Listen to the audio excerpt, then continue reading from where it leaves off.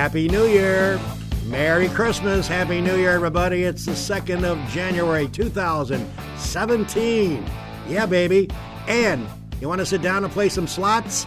You're going to get a chance to do that in 30 days. The countdown begins today as the grand opening of the beautiful Del Lago Resort and Casino opens up to the public. Actually, maybe something before then, but the general public will be getting in there at 10 a.m. on Wednesday, February 1st. And I know a big segment of our viewing audience certainly are excited about the casino, and there's a lot of people that are excited about playing some slots. And hey, only 2,000 machines, right? Well, we're happy to have our friend Frank Neborsky, who is the vice president of slots for the Del Lago Resort and Casino, an area of the casino that I know a lot of people are going to frequent. Frank, first off, thank you for coming in, and Happy New Year. Well, Happy New Year to you too, Howard. It's a pleasure to be here. Thank you for having me. Well, listen, you just call me Dog, and you forget that Howard stuff. You got it, it's the Dog. Frank is with us, and he's going to talk about his team that he's assembling out there, and certainly I know my wife Mary and a lot of people are excited about the choices of various machines, the chance of winning some cash. But let's get to your background, Frank. We talked about it downstairs before you came up to the studios. Give us a little bit about yourself, where you were born, and where you went to school, and how you got involved in this casino business. Well, Dog, I started my life in New Jersey. Went to high school, went to college down there, Atlantic Community College, Stockton, and Rowan Universities. Got started in gaming in 1980 when the Gold Nugget opened in Atlantic City. Spent 14 years in Atlantic City opening and working at different casinos, Gold Nugget, Tropicana, Trump Plaza, and Trump Castle.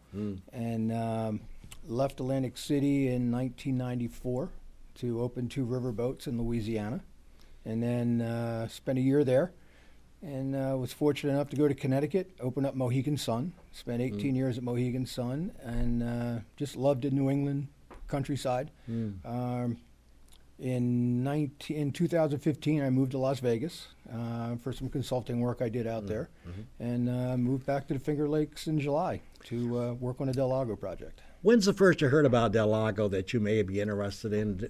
How did you hear about it? Did somebody call you and obviously ask you to come, but was it something on your radar screen that you knew they were developing a casino here in the Finger Lakes? I had heard about the commercial licenses that they were granting in New York, and the idea of coming up to northern central New York was very exciting. As much as I like Las Vegas, I wanted to come back to New England, come back to the East because of the seasons, the snow. I like the winters. I love the water. And, first started to hear about Del Lago probably late May, and started to follow it and had the opportunity to speak with Jeff and Yuri and joined the team in July. That's great. Well, you made a statement that I've never heard too many of my guests say you like winters. Most people dodge away from the snow and the ice, but you kind of like it, huh? I do. I've always enjoyed the snow. I think it's beautiful. I like to walk in it. I like to be outside. That's nice. Like most people, I don't like to be cold, but I like the cold. The air is crisp. It's clean. I ski, so I like to spend time in the mountains, and I find it very relaxing. And you mentioned your time at Atlantic City. It has to bring a little despair, a little sadness to you, knowing how that has sort of crumbled as a gambling vacation spot. I recall years and years ago when it was full bust. You obviously remember when lots of casinos are all doing well. That's not the case anymore. That has to kind of maybe make you a little sad knowing what it used to be. It is difficult.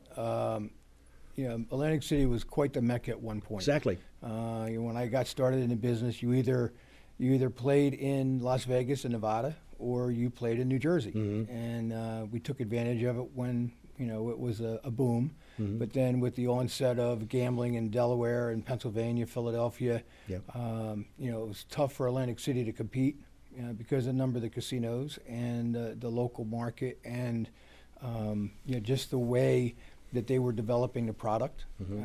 It became oversaturated. But the ones that are there now are doing well. They managed to survive. But it's just hard to see some of the most beautiful buildings that they've ever created boarded up, closed, just lying idle, with no future. It's too bad. Yeah, I recall, and it was a hot place to be, and I certainly hope the ones that are still there can make it through it. I'm sure they will. Okay, let's talk about your job. You come into Del Lago. The decision is made to bring in some 2,000 machines. Where are you at as far as setting them up, ready to go? It's 30 days to count down. I know you're going to do some trial runs. To our viewers this morning, where are we at the status level right now? Currently, we have a little over 1,900 machines in the building. Of those 1,900, approximately 1,600 are actually set on bases and powered up. We're working along with the construction folks, moving across the casino, setting the bases, getting the equipment set up, turning the network on, and getting the games to communicate for the accounting system. And by the end of the week, we'll probably have just about every game set in place. And within the next 10 days or so, we'll start testing and get ready for the onslaught. The grand opening. And obviously, for our viewers, I think that's a no-brainer. This is paper in, paper out, right? It is. No coin. I remember the days, and I know my wife Mary's checking out the show, we used to get those coins, put them in a bucket and try to haul them up to the cashier. Those were a lot of laughs. Get your hands all dirty with all those coins. Not that you were complaining. They were money.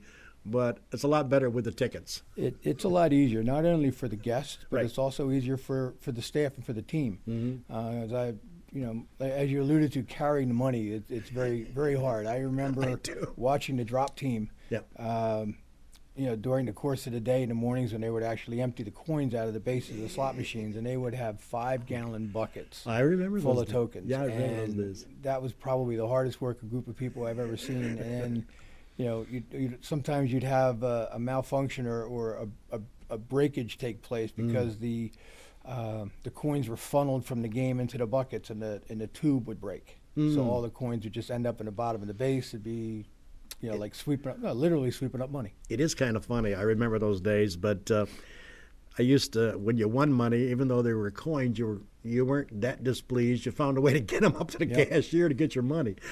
But the paper is the most convenient way. It is. It's and I remember when we did the transition between coin and tickets, and quite often many of the players were very apprehensive. But once they got used to it, they liked it.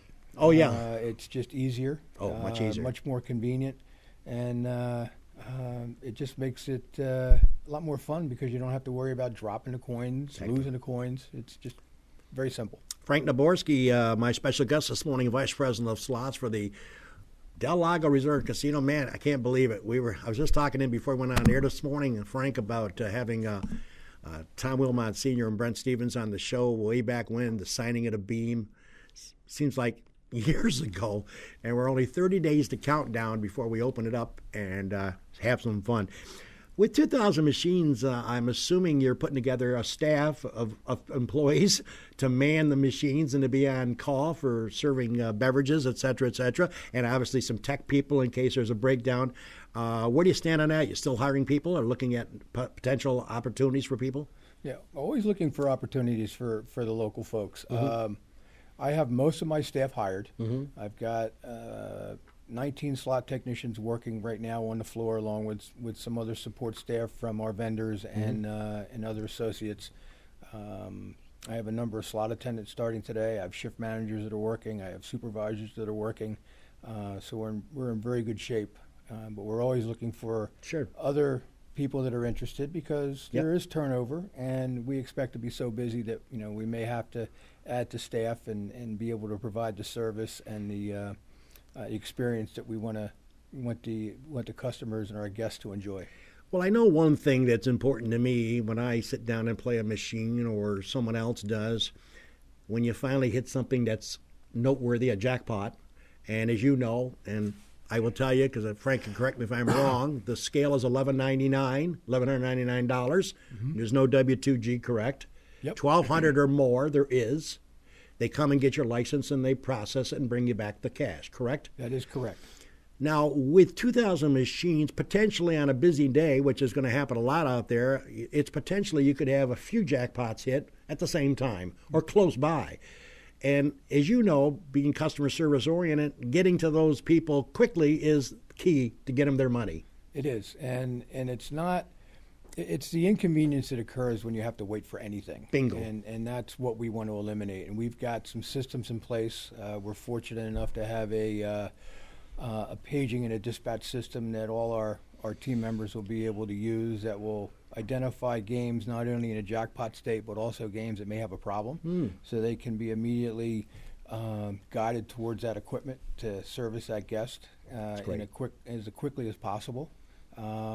So it could be jackpots, it could be a ticket jam, it could be any type of malfunction, to be able to move the people along the floor, because years ago, before this technology was available, it was always line of sight response. Oh, that's hard. You have the candlelight on the top of the game, the light would flash, and then that would alert somebody's attention to go to the game. It's hard to do.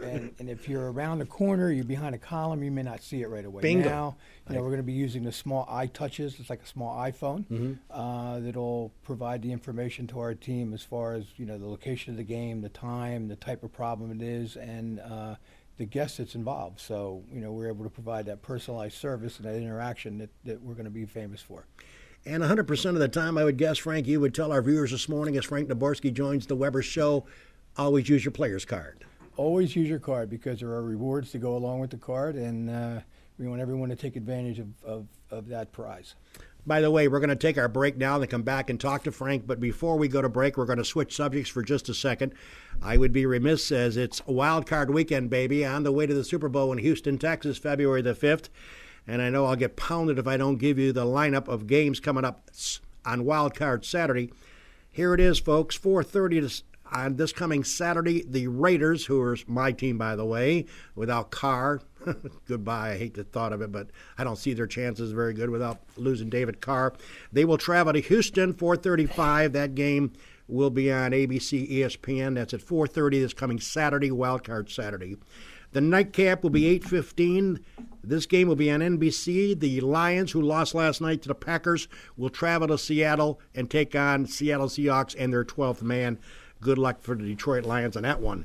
Then on Sunday, Miami, led by their phenomenal running back Ajadi, is going to travel to take on Ben Roethlisberger and Pittsburgh Steelers. That game will be at 1:05. CBS will have it on Sunday the 8th. And then the final wild card game, the New York Giants. Can they do it? Can they beat the Packers? They travel to Green Bay for a 4:40 game next Sunday. The game will be broadcast by Fox. Giants playing phenomenal football. The Redskins thought they had a chance. All they had to do was win yesterday. All they had to do is Washington beat the Giants. The Giants didn't even need the game, and Washington did not come through. They're eliminated. The Lions last night and the Packers, obviously. Green Bay wins that division, and they get the opportunity to host a home game. So there you go. There's the wild card setup for next weekend, which to me is one of the more exciting weekends in the world of sports. This is Weber This Week on the 2nd of January, 2017. My special guest, Frank Neborsky, Vice President of Slots for Del Lago, will continue our dialogue after this.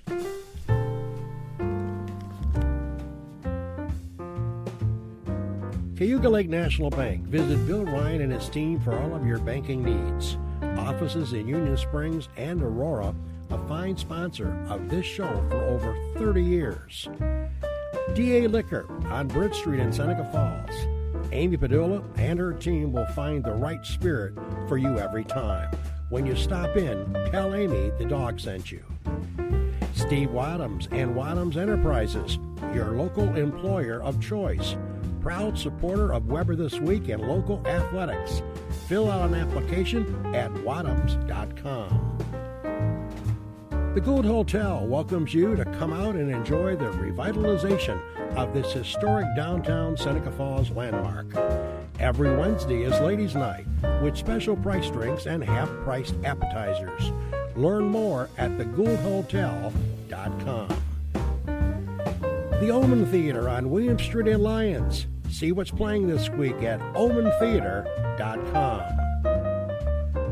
Located off New York State Thruway Exit 41, the Mckee Diner has earned their reputation as a popular family restaurant, serving country fresh home-cooked meals daily. Stop in for breakfast, lunch, or dinner, and check out their menu at mcgeediner.com. Del Lago Resort and Casino will feature a luxurious 205-room hotel, several restaurants ranging from casual to fine dining, and a 2,500 capacity entertainment venue called The Vine. The casino will have 2,000 slot machines, 75 table games, and 10 poker tables. Visit www.delagoresort.com.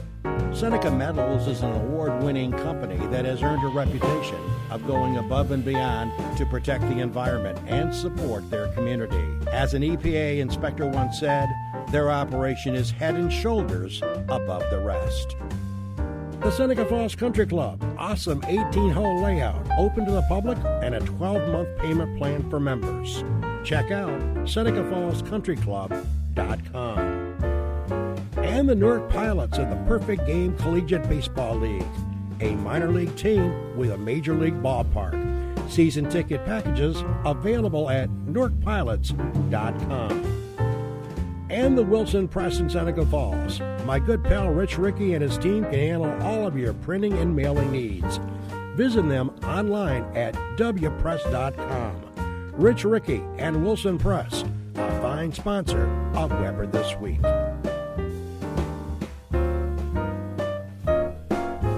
Welcome back, everybody. It's a dog with you in the kennel on a chilly Monday morning. Kind of good for Frank. He likes his cold weather. Frank Neborsky, my special guest this morning, Vice President of Slots for Del Lago Resort and Casino. T-minus 30 days and counting. And I know you will join me on the excitement level that it's getting to be paramount.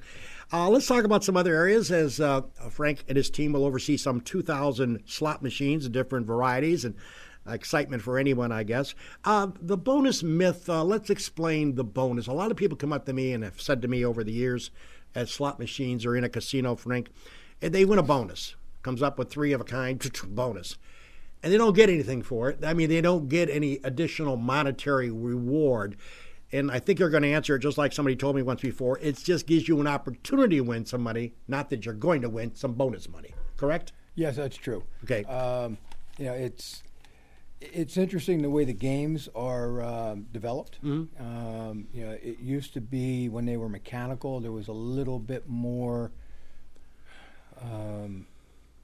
mechanical failure intervention, ways to, I don't want to necessarily say cheat, but to persuade the game. Okay. Now with the advent of computers and the programming and the software that's involved, every game that's played is unique and individual and has no effect on anything that's happened in the past or that will happen in the future. So you could win a jackpot right now and then put in 5 more coins and win the same jackpot. Back to back. Back to back, because the odds are the same. Really? The random number generator and the programming and the software that goes into it makes sure that those events are independent of each other. Sometimes you have games, when you mention the bonuses, when you play max coins, they actually add on an additional bonus or extra value of credits for the top award as a reward for the max coins that you play. Think of a poker game, for instance. Your first 4 coins are usually multiplied 500,000, 1,500, 2,000. But when you get to the 5th coin, it becomes a 4,000 credit payout, which is a significant bonus over the 4th coin award. Somebody playing maximum on a slot machine, would the opportunity for that person be better to get a bonus opportunity versus somebody playing the middle of the line or the lesser? Does it make a difference to the machine? The machine doesn't care. Doesn't care. It's all relative based on what you bet. Okay. The game doesn't care whether you play max bet or minimum bet. Gotcha. It's the calculation of the award is based on the number of credits that you play. Okay. And it's independent of anything that would happen, either whether you bet max coins or minimum coins. Credits. It's funny you say that, because I'll share a quick story with my wife. We were on a cruise, and she played a machine on the boat, which is not a big variety, as you know, in slots on cruise ships. They got a little few machines, not huge numbers. And she was playing, and she hit something for, I don't know, $300-400 or whatever. And she was happy, and we took a break and had some lunch or a drink or something, and she was going back to the casino along with me, and I said to her, well, don't go back to that machine and just hit. And she's stubborn, and I love her dearly. We've been married 50 years. And she said, I'm going back to that machine. And about 10 minutes later, she's screaming again. She hit the machine again for the same payout. So to your point, that's what happens. It doesn't matter. I've seen people sit down and put in thousands of dollars into a game and win absolutely nothing. It's amazing. And then someone walk up right behind them and put in just a few coins and walk away with $5 or $10,000. And it's frustrating for the person that didn't win, but it's very exciting for the person that did. And, of course, just to remind, as you know, it's, again, folks, if you're going to be at the Lago, and I'm sure we'll see you there, $11.99 is the number. So if you win a bonus and it pays off $1,199 or less, you will get your cash in totality with no W-2G, which is a tax form that Del Lago is responsible for sending that to the government. Correct? Yeah. It's a federal Right. It's a federal law. Right. So anything less than $1,200, so Right. it'd be $1,199.99, Yep. is paid directly either from the game or directly to the patron in cash without any tax withholding. $1,200 or more, Boom. we must file what's called a W-2G, which is part of the winner's taxes, and appropriate taxes are taken out either at the time of the jackpot. They could request the taxes to be withheld. I was going to ask you that. Yep. At the casino, they can tell you to do that, right? They could request it. Just makes it easier. Or some were just declared at the end of the year with their taxes. But if somebody won $5,000 and said, "Hey, go back and please take out the taxes," the casino would do that for them. Yep, it's something we could take care of. Sure, that's something I would like to do. Not have to So worry you don't about. have to. You still have to file. Sure, okay? you'd file it, And but at you least the have to- money is paid up front. Right, you don't have to worry about taking care of it at the end of the year. Exactly. What about if somebody wants a copy at the end of the year of their wins and losses on the slots? Is that something attainable? It is, as long as they're using your Players Club card. Okay. Because as they play, the accounting system or the player tracking system that we use that helps accumulate and calculate the points and the rewards that the players get as they play also keeps track of their wins and losses. And they can request that statement at the end of the year to be printed and supplied to them for their taxes. That's a good point as well. Frank Neborsky is my special guest this morning. And Frank, while we were on commercial break, you mentioned about showing some love to the people that are coming on board for your team and all the mechanics and all the engineers and all the people that are going to be walking the floors. Talk a little bit about what you're looking for that and how you addressed your team about getting psyched, the fact that all of a sudden this doors are going to swing open and they're looking forward to having a great entertainment time, but they also want to be given a lot of way to go, even if you're not winning, make you feel comfortable. And as Jeff Babinski once told me, his job, and I'm sure he's passed it on to every one member of his staff, is that make everybody feel super when they're there, win or lose. Mm-hmm. Talk a little bit about that. Well, our goal is that everyone enjoys themselves and has a rewarding and fulfilling entertainment experience. It's about winning, it's about losing, but it's about having a good time. You know, coming and having dinner, you know, spending time with your friends. Quite often when you have casinos that are ingrained within the community the way Del Lago is, you know, people become very friendly and very comfortable at the casino. And at the same time, they know the employees by name, know the team by name, and likewise the team knows all the employees. And they're comfortable with coming and having a good time and bringing their family. And you know, having our team together is very exciting for us because they came to us with little or no experience in the gaming industry. We're able to teach them skills. You know, we were hiring and looking for people that had a great personality and had some, you know, outward and open engagement ability, and then teach them the skills that they need to do what's necessary to fix the games, to service the guests. And one of the things that I told the techs when they were in school was, you're going to be the hardest working people in the casino. You know, we literally walk onto the casino and the floor is empty. We have carpet. And, you know, we set up the wiring in the slot bases. We bring in the equipment. We bring in the furniture. We bring in the tabletops, set those in place, put the machines in, plug them in, connect them to the network, do the testing, do the preparation, do the setup. And, you know, I told them when the casino opens, they're going to be very proud of what they've built. And when people come in to play, it's going to make them feel very excited. And you take that emotion and you transmit that to the guest, and you provide the service, and you have a you feel part of what's been taken care of and what's been done, and it's very exciting. And I know that you and the rest of your team that Jeff has brought in, and Jeff's going to be continuing to hire people to run the various disciplines. You guys, interact with each other to see what you can do to make your area of responsibility as good as it can be, working with other people. Exactly. Get that happen. Yeah, we take suggestions from the team, what works, what doesn't work. We definitely take suggestions and ideas from our guests when they come in.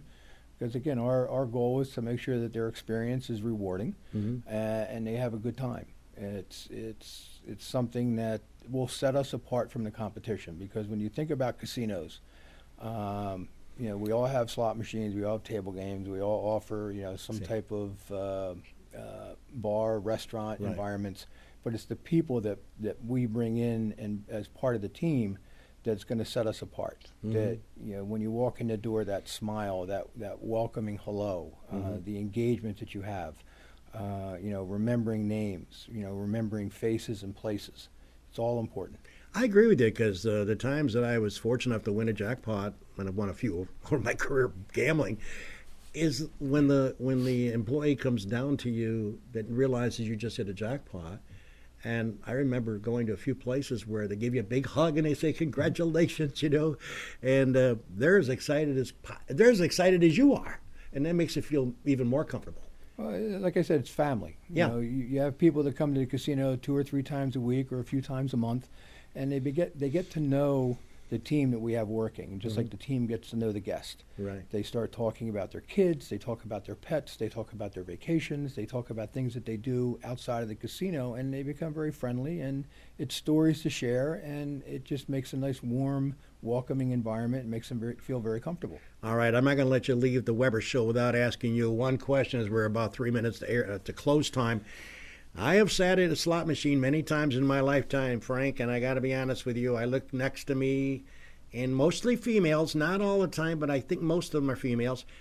They rub the machine with their hand prior to hitting the button. Does that help, or does that hurt, or does it not make any difference? As long as it makes them feel good, I think that's what's important. But you've seen it too. I've seen the rubbing the machines. I've seen pictures of loved ones being put on the machines. I've seen, little stuffed animals, little figurines. Not much different than the story you're telling me about your wife with the $1 in her purse. For the tip for the waitress. Yeah, she does that. It's a tradition. It's what they do. It's what they feel comfortable with, and But it doesn't affect the machine. It does not. Okay. It does not. Everything is very random and very independent. Well, you cleared up that, because I've sat there and I see they're just rubbing and I go, wow, does that work? Maybe I'll try it. Well, certainly, I know the anticipation is getting to the ultimate height, and as you know, you were nice enough to spend some time with us this morning on the show. It's hard to believe. It really is that it's only 30 days away. I know you're going to do some special events, et cetera, leading up to that date. But on Wednesday, February 1st, for people that'll have the opportunity, I know myself and Jimmy and people here will be out there, obviously, but certainly looking forward to the folks and seeing their faces. And I know that you and your team will be ready, and it'll be a well-oiled machine, and you guys certainly will learn day to day what can be done to do it better. But I just want to take this time out to thank you for coming in. I know you're a busy guy, and I appreciate you spending some time with us, and hope to have you come back down the road. Well, Doug, I appreciate the opportunity. Thanks for having me, and we're very excited about the opening, and we're looking forward to everyone to come and visit and say hi. All right. Frank Neborsky, our special guest this morning on the Weber Show. Before I sign off, I want to run down upcoming guests for the month of January. We're booked through February 6th. Next week, we got the 2 new Town of Seneca Falls people that just got elected. My buddy Sweet Lou Ferrara and Tom Ruzicka taking over spots on the Seneca Falls Town Board. Talk about a controversial board now, a lot going on there. Seneca medals, et cetera, et cetera. Tom Ruzicka, my buddy Lou Ferrara will be on the couch next week here on the Weber Show. We look forward to you joining that show. Then on the 16th, speaking of, we stay on politics, we're going to have Cindy Lorenzetti along with Steve Churchill from the Seneca County Board of Supervisors. They will have made a decision who's the new chairman this year. That's a key role, obviously. We'll talk to Cindy and Steve on the 16th. The 23rd, we have Melissa Taylor coming in from Seneca County. She's the head of the 911 dispatch and all of the agency involved with that. She will be here on the 23rd. Then the last Monday, which will be, by the way, a couple of days before the casino opens, we're proud to have in Nate Michaels, the great country singer locally who does a lot of acts, a lot of jobs that he's been doing. He's a phenomenal singer. We were having him on some time ago. Something got screwed up. He's coming back. He promises me, or I'll drag him from Clyde to come here. Nate Michaels will join us on the 30th. Then we move into February 6th. We're happy to have in Stu Peenstra, the chief of police of the town of Seneca Falls, along with Tim Snyder. So there you go. If you'd like to come on the Weber Show, just let me and Jim know. We'll be more than glad to book a date. And booking a date will be Frank Neborsky, February 1st, Wednesday at 10 a.m. We have some fun at the Lago Resort and Casino. Thanks again, Frank. Thank you, dog. Have a great day. All right. Happy New Year, everyone. Thank you. Speaking for Frank Neborsky and owner Jim Senecroby, the dog, bidding you a farewell and have a great week, everybody.